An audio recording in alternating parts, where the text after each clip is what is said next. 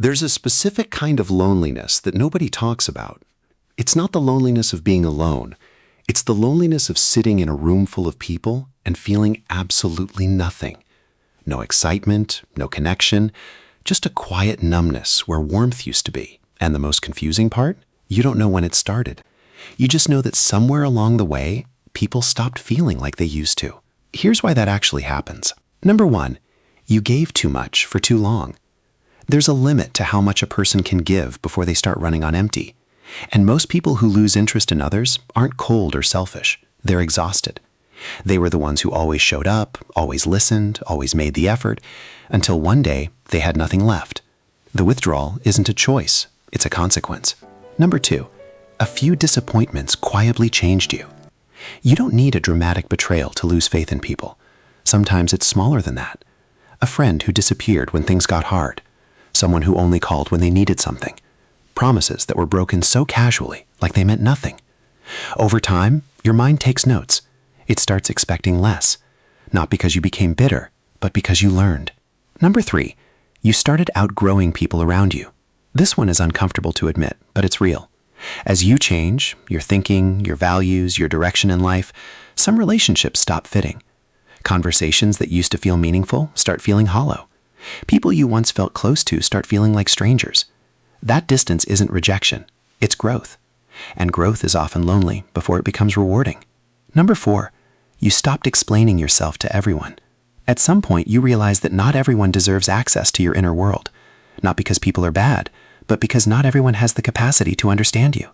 So you got quieter, more selective. You stopped oversharing and started observing. From the outside, it looks like disinterest. From the inside, it feels like finally knowing your own worth. Number five, silence started feeling safer than connection. There's a version of solitude that isn't loneliness, it's peace. When you discover that your own company is enough, that you can sit with yourself without anxiety or boredom, something shifts. You stop chasing interaction just to fill a silence. And that means a lot of relationships that were built on noise quietly fall away. Number six, you're still carrying wounds you haven't fully dealt with. Losing interest in people isn't always about people.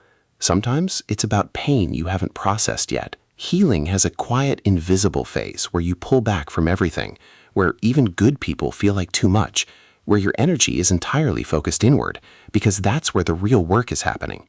It doesn't look like healing, but it is. Number seven, you're protecting yourself from repeating old patterns. You've seen how certain cycles end. You get close, something breaks, you pull back, you recover, you try again. After enough repetitions, your mind starts skipping steps. It detaches early, before the hurt even arrives. It's not pessimism, it's pattern recognition. The problem is, sometimes it keeps you away from people who might actually be different. Here's the part worth sitting with. There is a real difference between pulling back to protect yourself and pulling back because you've stopped believing connection is worth it. One is a pause, the other is a wall. If you're in this phase right now, ask yourself honestly, are you protecting your peace?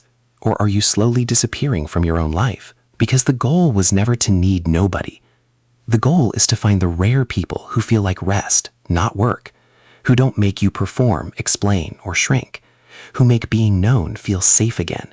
Those people exist, but you won't find them behind a wall. If something in this made you see yourself more clearly, subscribe. That's exactly the kind of content we make here.